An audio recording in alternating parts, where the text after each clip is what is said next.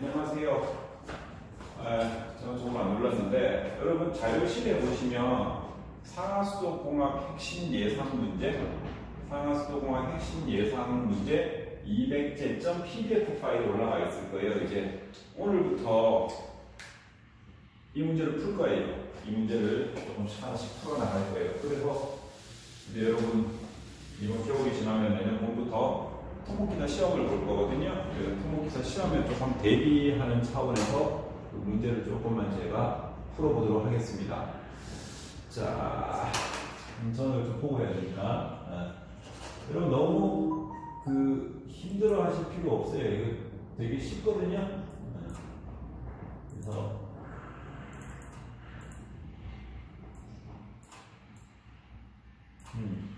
자, 1번 1페이지 보시면 1번 다음은 수원지에서부터 각 가정까지 상수도 개통도를 나타낸 것이다. 분명히 제가 교과서 상하수공학 가르치면서 자 1번 수원지에서부터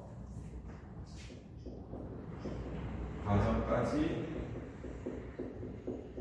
상수도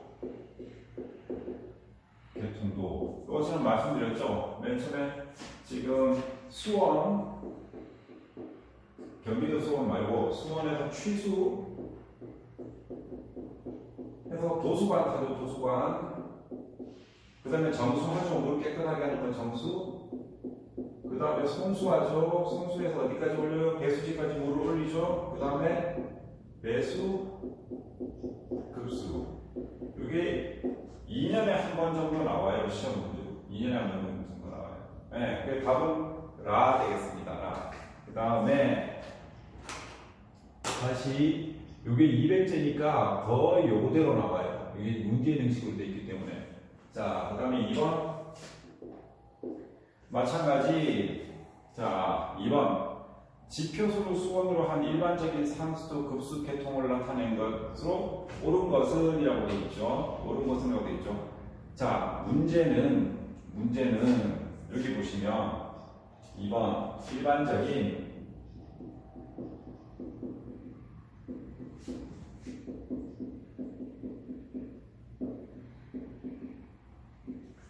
상수도 개통도인데 여기서 나타내는 것은 여기에 지표수는 뭐가 되어 있어요? 하천. 우리 부산 시민들은 낙동강에서 물을 다 끌어다 먹죠. 그 다음에 호소는 댐도 포함 일대죠. 자, 보시면은, 자, 먼저 똑같아요. 이게 여러분 나왔으니까 수원, 그 다음에 뭐예요? 취수탑. 취수하는 거죠. 취수탑. 그 다음에 신사지. 그 다음에 착수점. 그 다음에 약품 침전지. 자, 여기서 하나 다 설명하고 급성여과 배수지 급수 이렇게 되어 있죠. 이게 정답이에요. 정답이에요. 자, 그러면 여기서 색깔을 바꿔서 중요한 게 취수탑에서 침사지 혹은 침사지에서 착수점까지 요 가는 그 관을 도수 그죠? 그 다음에 여기 또 설명할게. 보통 침전지가 와서 완속 영화가 와도 오케이. 대신에 약품 침전지가 오면 무조건 급속 여과.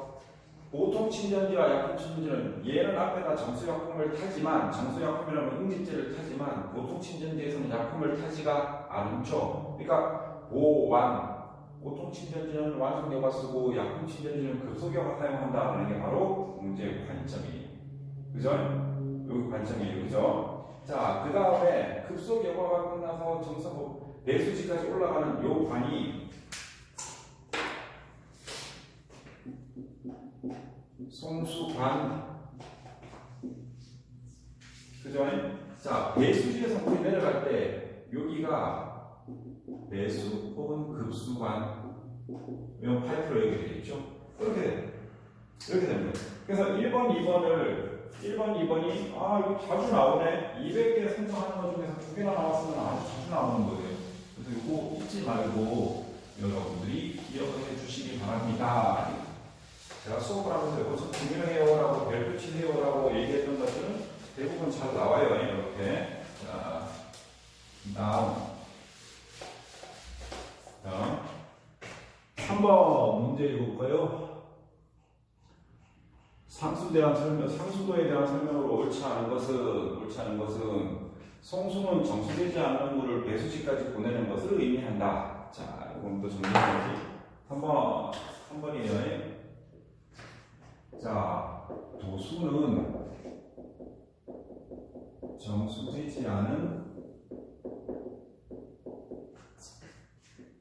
원수를 정수단까지 아까 글자 안 쓴다. 아니, 도수는. 자, 송수는 정수장 다음이니까 정수된 물을 배수지까지 보내요. 이것도 1번하고 2번하고 똑같이 사실은 개통도에 관련된 문제죠. 이거 도수하고 송수의 차이점. 자, 4번. 제가 인구 되게 중요하다고 그랬어요. 인구 추정 방법 중에서 대상 지역의 포화 인구를 먼저 추정한 후에 계획 기간의 인구를 추정하는 방법. 이거 나오죠. 어떻게 돼요? 그래프를 그리면 등차급수법 이래. 그 다음에 등비급수법 살짝 이렇게. 그 다음에 최소자수법은 뭐 그냥 이제 증가하는 추세로 그대로 그리니까 뭐 이것도 비슷하게. 대신에 로지스틱 곡선법은 어떻게 돼요? 먼저 추정 인구가 있고 얘를 S자 그래프로 이렇게 그리죠. 요게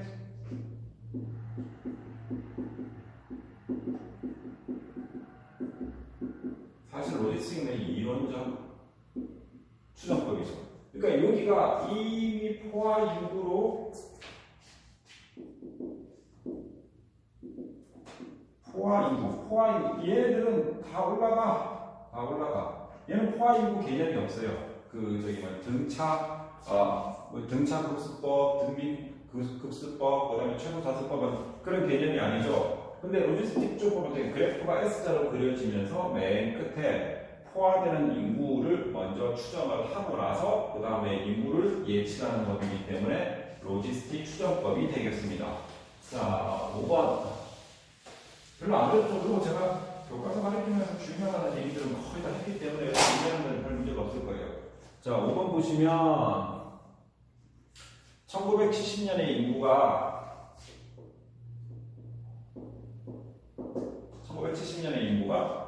5만 2,000명이다. 그 다음에 1990년도의 인구가 10만 명이다.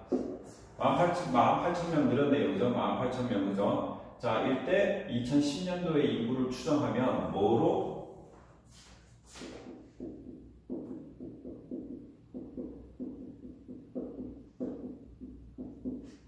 등차급수법으로 하면 어떻게 돼?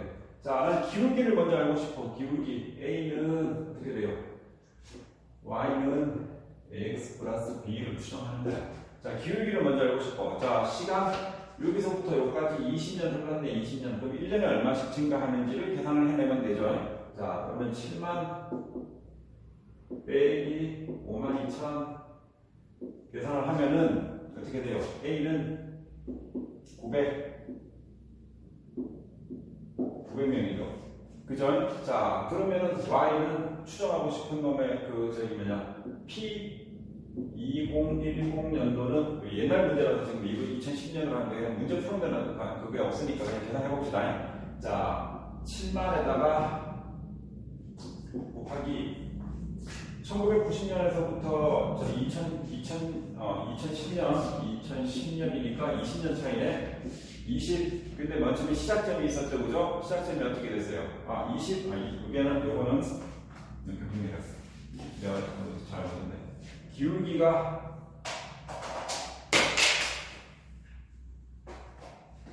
900 곱하기 20년 들어갔으니까 플러스 원래 인구가 7만. 이렇게 풀면 P20이 나오죠, 그죠? 그러면은 88,000명. 이렇게 구하는 거예요. 이게 여러분 그냥 고등학교 수학 책에 보시면은 이런 개념으로 풀면은 문제가 쉬워지는데 괜히 이걸 뭐 등차급수법으로 합니다. 이거 구하는 게 y 이퀄 ax 플러스 b에 기울기 구하고 절편 구하면 끝. 두 점 알잖아, 두 점. 70년 1970.5200, 1990.7000에서 y 이퀄 ax 플러스 b 두 점을 아는 상태에서 y 이퀄 1차식 구하는 거는 여러분 껌이지 껌인데 거기에 x 값에 20년만 더해주면 되는 거지. 왜? 1990년에서 2010년까지를 추정을 해야 되니까. 그죠? 그치요? 별로 안 어렵죠? 6번.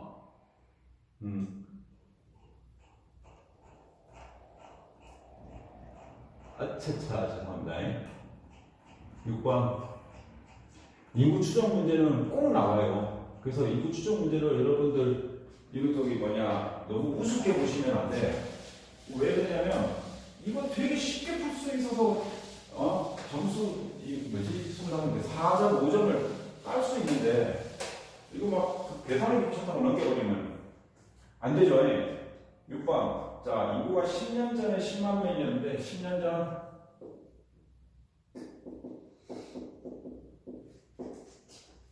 10만. 현재는 20만 명.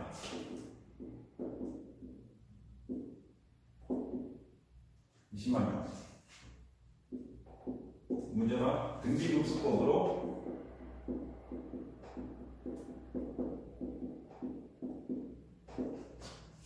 등비급수법에 의한 인구 증가를 보였다고 한다. 그래서 연평균 인구 증가율은 얼마냐? 연평균. 그래서 인구 증가율 구하기.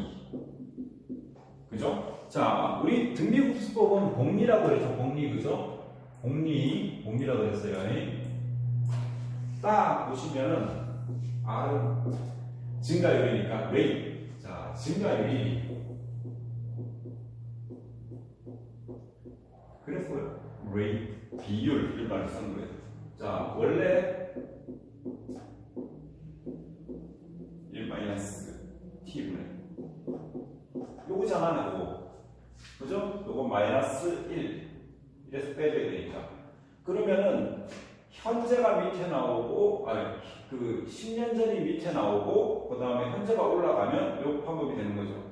그대로 쓰면 돼. 여기다가.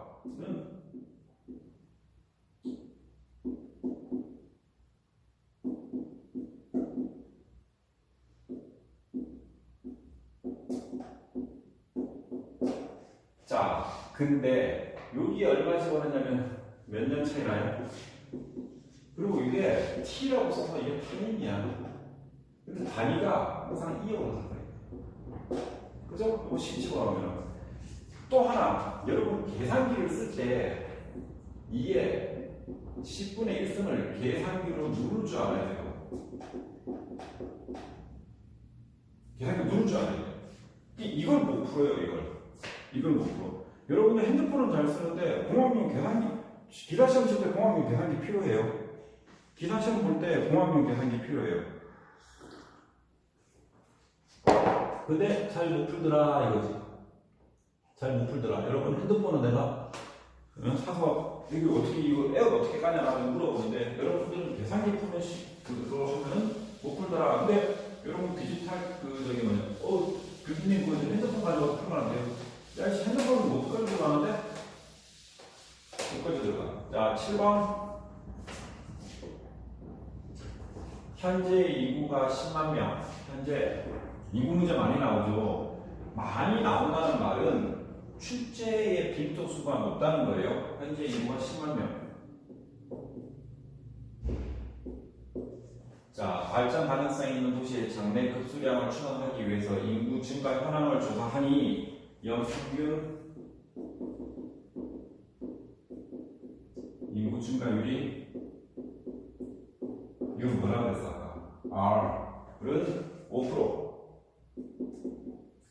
자, 5%라는 말은 0.05예요. 0.05 인구 증가율 0.05라는 뜻이야, 그지? 5%라는 말은 100분의 1이니까 하나, 둘, 셋 0.05를 집어넣어야 돼. 5%를 갖다 집어넣으면 안 돼. 답이 안 나와. 자, 이 도시의 20년 후 인구. 자, R 나왔으니까 당연히 그럼 뭐로 풀어야 돼? 그 저기 뭐냐 어디가 뭐 그 등비급수법으로 문제를 풀어야 되겠죠? 자, 그러면 P는 P0 1 플러스 R에 N. 자, 20년 후니까 P20은 그대로 풀면 지금이 10만 명. 지금이 10만 명. 1 플러스 이렇게 풀면 되는 거지. 근데 이걸 이렇게 집어넣을 줄 알아야 돼요. 이게 5%라고 해서 또 단위 생각 안 하고 그냥 5% 집어넣으면 문제가 안 풀려요. 네. 아시겠죠? 그 다음에 8번 이렇게 표로도 나온단 말이에요. 이렇게 표로도.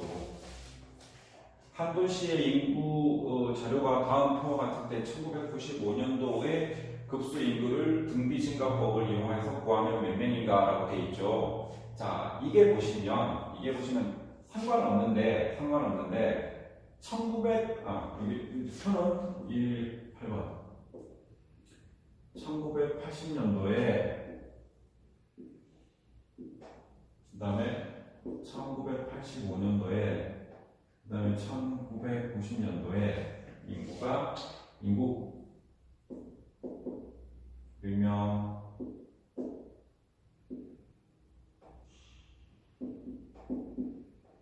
이렇게 돼 있죠. 먼저 등비급수법으로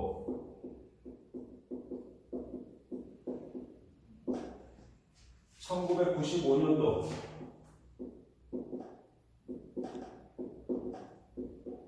인구를 구하시오라고 계산되죠. 그럼 R가 먼저 보야 돼. 등비라는 말 자체가 나오면 R 인구 증가율. R은 얼마야? 아까 똑같이 얘기했죠. 자, 맨 초니까 7.200, 그 다음에 10.200 하고 여기다가 80년하고 90년에 T분 되니까 10분의 1 빼기 1 이걸 계산기로 계산을 할 줄 알아야 돼요.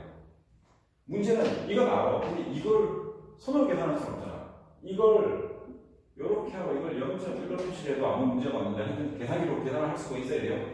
이거 계산기로 때리면은 0.0354 그죠? 그럼 P에는 P0 플러스 1 플러스 R에 5년 후 그러면 P0는 10200 1 플러스 0.0354 인구 증가율이 5%라고 해서 5% 못 집어넣는 이유가 단위가 되게 작아요. 그래서 여기에 5 계산하면은 이게 138 이렇게 나온다 이거지. 찍지 마세요. 계산하시면 계산해서 풀어야 돼요. 아시겠죠?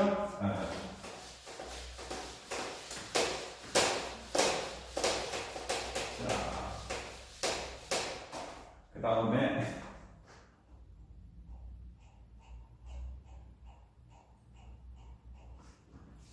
자, 급수인구 추정 방법 중 논리 곡선법, 로지스틱 곡선식으로 옳은 것은 자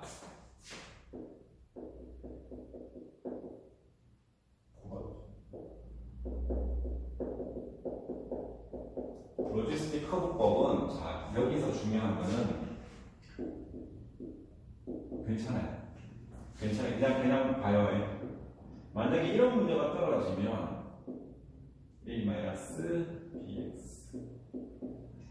AB는 상수. 자, 이때 이제 만약 이렇게 딱 보이면 무조건 로지스틱 고속도로는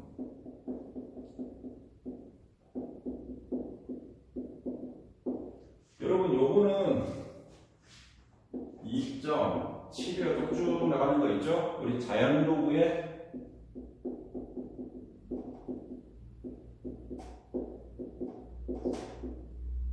상형 로그 말고 대수 로그 말고 자연 로그의 E, 그죠? 그러니까 이게 들어가면 이게 있으면 이게 로지스틱 구성도죠. 그러니까 답을 딱 봐도 다 알아서 금방 찾을 수 있어. 금방 찾을 수 있어요. 그죠? 이거 꼭 기억하셔야 돼요. 자, 지금 문제를 풀었는데 약 한 4문제가 인구추정이 나왔죠. 인구추정이 상하수 할 때 기본이 되는 거예요. 기본. 자, 그 다음에 10번.